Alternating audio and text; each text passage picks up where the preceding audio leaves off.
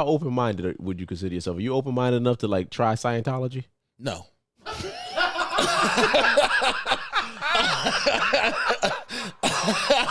But that's just because that was such a quick hell no, bro. Absolutely. That's some of that old bullshit. Yeah, like that's some Scientology. No, look, believe what you want to believe. Personally, you ask me, Alan Peterson, I'm not with it. Like Ron Hubbard, like who the fuck is you? Yeah. Like, you know what I'm saying? Like I don't. Nah, man. Nah, man. I almost joined the cult of Scientology. Really?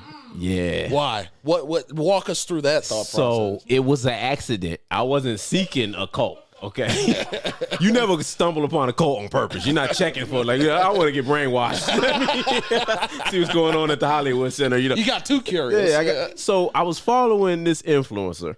I'll tell you his name afterwards. I don't want to talk with you, throw him out there on the podcast, but I was following this dude. He's like a multi-billionaire real estate mogul. You probably guess who it is. So he is a hardcore Scientologist. Didn't notice at the time. Been following him for like 4 or 5 years. So I moved to LA. This is my first year here. He's on Instagram and he's like, yo, if you're in Los Angeles, come check me out. I'm at this address, giving a free what do they call it? Not ceremonies. Seminar, free seminar. Come check us out. Yeah, so I did a Scientology open mic. I'll tell you that after. Oh yeah. So I'm like, what? Where's that at? It was at the Scientology Hollywood. So I'm like, that's weird, but you know, that's LA. Like it's LA magic. Like he's here. Yeah. I'm gonna go see him. So I'm watching him, and I'm in awe when this dude gets on the stage. I'm just like, holy shit, he's really here. And I forgot in that moment that he's a salesman. So what he did was like he started off on some like, you want to have this real estate lifestyle that I got all this. You want the private jets. You want the multi-unit family homes or whatever. Yeah. You can do that. But I did it through Scientology, and he starts pitching. I didn't even see the pivot. It was so smooth. I was about to say that. He pivoted right into it and start pushing it. And then he was like, I'm going to take photos with y'all afterwards. All you got to do is take the little diagnostics test, right? And then, purchase the Dianetics book, and I'll be in the back taking photos. So I'm like, word, all right, cool. This was free. So the Dianetics book's $30. The test is free. All right, cool. I'll pay the $30 to get a picture with him. You know what I'm saying? This is my man's right here. I'm my man. So I go through, I take the test. They're like, all right, we're gonna run through the whatever Scantron or whatever, and then I go buy the book, and I'm like, all right, where's he at? And he's like, oh, he left like 30 minutes ago. What? Oh yeah, he'll be back next week though. No, don't worry. He just had an emergency come up, family emergency. Oh, okay, whatever. So then they come back with my Scantron. They're like, hey man, this ain't good. You got a lot of problems. You got a lot of suppressive people in your life. Start going through this thing, right? So like, what we need from you is for you to take a course. I was like, all right, how much is the course? It's like $100. You just take one course, $100. Great. Said his name. He'll be back. You can take photos with him. Yeah. So I come back. I start taking the test, right? And I started realizing rather quickly that this was a problem. Like they start doing weird things. Like you go in the room and you hear them lock the door behind you. I'm like, whoa, what? So the door's locked. I'm in here by myself. Me and my homeboy did it with me. So actually, as a matter of fact, I forgot to tell you, my homeboy was with me. So like when I saw that message from the dude, it was like, you need to come check out this free seminar. Yeah. He was like, it's absolutely free. So I called my boy. He's like, yo, my man, I just got us some tickets to go see such and such. And he was like, man, I would love to go, but I ain't got the money for it right now. I said, bro, don't even worry about it. You can pay me back later. Just send me $100 when you get a chance. Oh my God, bro. They really smooshed your ass, bro.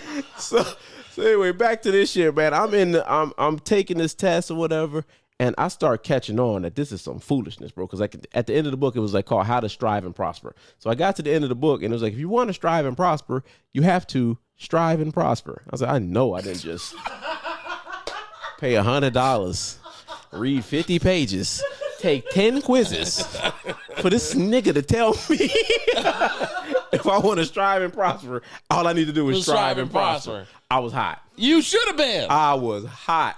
And then she starts like the lady that was teaching the class, she was an old British woman. She had like gold, yellow teeth. She starts telling me, okay, well, you finished early. Now we could take the next course. I said, how much is that? She said, another $100. I said, okay, bet. It's a game.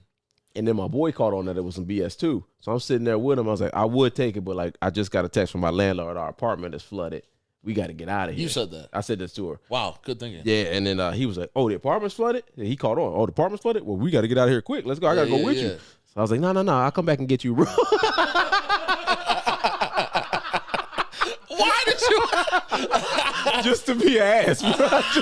He was like, no, nigga, I insist. I don't want my shit. So we leave, right? And these people called me every day for the rest of the year. This was like summertime. They called me till December. This is how I got excommunicated from the Church of Scientology, right? So they called me the end of the year. I finally pick up. I'm like, what's up? And he said, hey, Roger, glad to hear from you. Do you want to come to our New Year's Eve party? No. I was like, I would love to come to your New Year's Eve party. When is it? You know, a stupid question. Because you had to guess. Yeah. December 31st, 9 p.m.-ish. Like somewhere around there, that's a party. She was like, well, actually, it's on December 14th. I was like, that's a weird day to have a New Year's Eve party, don't you think? She was like, yeah, well, we're actually going to record it and then come back on New Year's Eve and watch it live. They watch it back. What? So anyway. That's already right. I ended up telling this 70-year-old lady, because I skipped the date. She texted me like the 15th. I was like, hey, I'm so glad you reached out to me, Phyllis. I was really wondering what that pussy tastes like. And she was like, oh my God, you were banned from the thing. You will never be. You said that? Yeah, I said that too. She was like, oh my God, you were banned from, and they never contacted me again. Oh, well, good. I got excommunicated from him. Yeah. But you shouldn't have gone that deep. Oh yeah, I was wilding, bro. I was wilding. You must have really needed some structure in your life. It was insane. And then they wanted you to set your schedule up so it was like Monday, like you come once a week, like after work, and they were like, all right, I said, I'm gonna come on Wednesdays. I said, okay, that's cool. But we need at least 4 days from you for you to come finish these quizzes quickly. Because you're trying to get the clear is what they call it. To clear. Yeah. So once you take 6,000 courses, I believe it is 600 to 6,000, you're then cleared.